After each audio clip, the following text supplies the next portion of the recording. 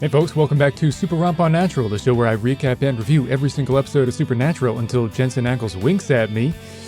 Who am I kidding? I just do it harder. Wait, that came out wrong. No, actually that came out right. I'm back with another video because I just couldn't stay away and because I've got something to advertise. You remember that game show I was going to do where you guys did the polls a while ago? Well, guess what? I actually finally did it. I did the first episode based on those polls. So if you want to see how that went, you can look up the Pulse game show on YouTube, or you can head to ronpon.ca. That's my new website. You can check it out there. You can also see new polls there, and so you can vote in those. Also, I made some games. I'm not much of a coder, but vibe coding is super fun. You should try it. And one that I worked on really hard was based on a board game I'd created called Werblers. And I think it's actually quite fun. You should try it. With no further ado, let's hop into Season 1, Episode 20, Dead Man's Blood. We're in Manning, Colorado, in the present day, though that generally goes without saying. Some dude, Mr. Elkins, played by Terrence Kelly, is writing in an occult book, probably a hunter. Bartender thinks he's a nut. He senses something. A thoroughly babe-coated chick, played by Ann Openshaw, walks in with some dudes. Elkins is perturbed. He suddenly leaves. We're at Elkins's place. God, I hate making words that end with S. Possessive. He gets inside, then senses the babe again. Her eyes flash all weird. He chucks a knife at her, barricades himself into a room, takes a box out of a safe, pulls out a revolver, fills it with bullets. It's tense. Then two dudes bust in through the skylight, hold him down, babe walks in, takes the revolver, then the dudes eat Elkins. Or something, I won't spoil it. To the boys, at a cafe, looking for leads. Dean suggests visiting Sarah from the previous episode, but Sam shoots it down. Then Sam mentions old Elkins. Dean recognizes the name, checks Dad's journal, and boom, Elkins! Except it says Elkin. Which is weird and also annoying because if they had said Elkin back in the beginning, I wouldn't have had to say Elkins's. They check out his house, probably more accurately called a cabin. It's a mess, and Sam finds salt at the door intended to protect against demons. Dean finds the notes belonging to Elkins. That's right, I'm not saying Elkins's anymore. Except for that was the last Elkins's. No, that was the last Elkins's. No, that was the boys check out the scene of the fight as a mysterious figure approaches. Dean finds scratches on the floor and rubs the pattern onto a piece of paper. It's a message, leading them to a post office box. So they go, open it up, get a letter, return to their car, and get jump scared by Daddy. He was the mysterious figure. Turns out Elkins taught their dad a lot about hunting, but they'd had a falling out years prior. Dad reads the letter and learns that Elkins had a special antique Colt revolver, which I will hereby refer to as the Colt because that's how they'll refer to it throughout the series. Also, Dad reveals that Elkins was largely a vampire hunter. And incredibly, Sam and Dean thought there was no such thing as vampires. Crazy that they can still be surprised knowing what they know. Dad explains the misconceptions about vamps. Crosses don't work. Sunlight doesn't kill them. Stake through the heart doesn't do it either. But they do drink blood.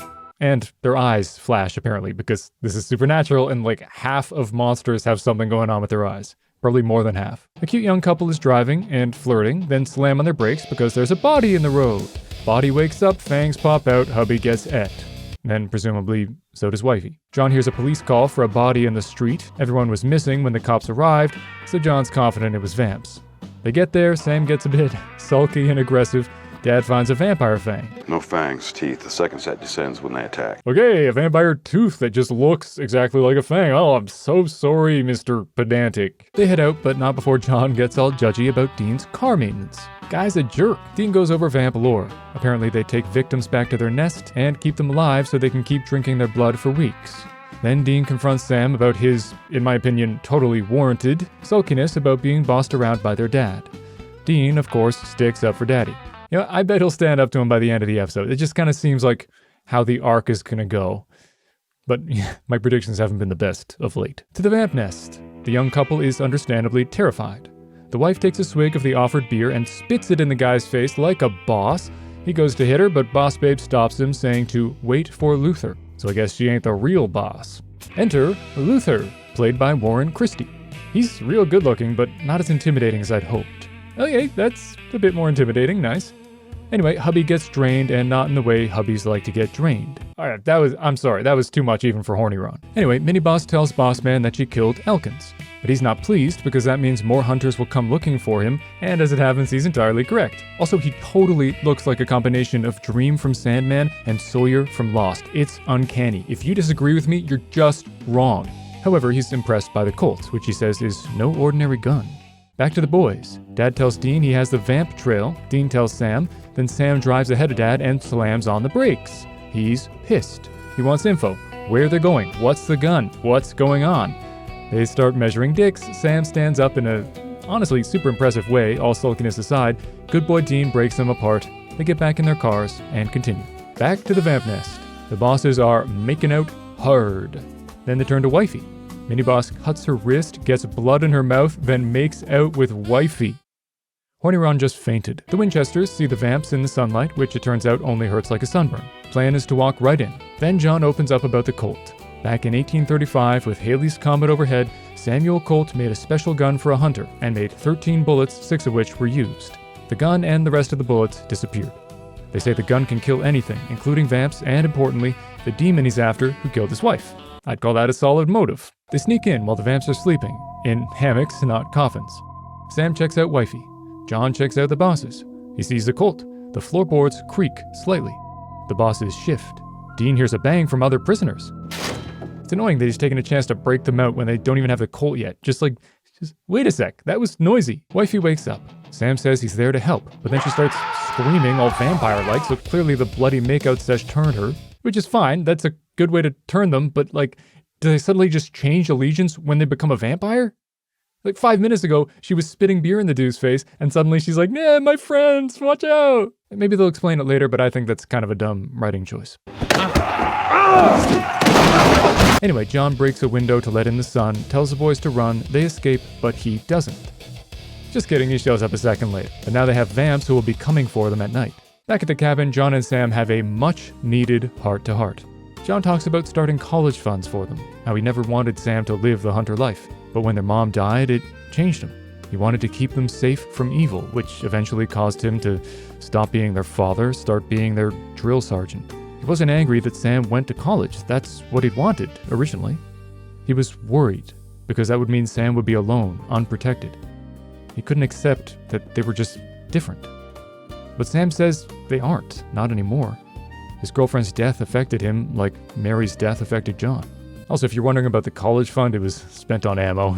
Pretty good line. Dean comes back with a bottle of dead man's blood, which is exactly what it sounds like. It's blood from a dead guy. Later, Dean fakes car trouble to bait the vamps, makes out with the mini-boss, then she and her minion get hit with arrows soaked in dead man's blood and collapse, then Dad chops the minion's head off with a machete. Yeah, people's heads are really easy to chop off in SupeRnatural, stupid easy. They burn saffron, skunk cabbage, and trillium to block their scent, which is a cool touch. Fun fact, trillium is a provincial flower of Ontario, where I live. They're real pretty. I'm writing a song about them right now. It's kind of Edelweiss adjacent. John tells the boys to save the prisoners, while he draws the vamps to him and gets the Colt.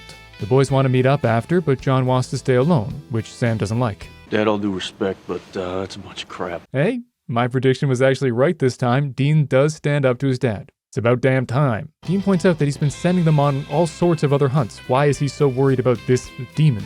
Dad says the demon is more dangerous and he needs to be reckless and not worry about them. Dean pushes to do it together, but Dad says no.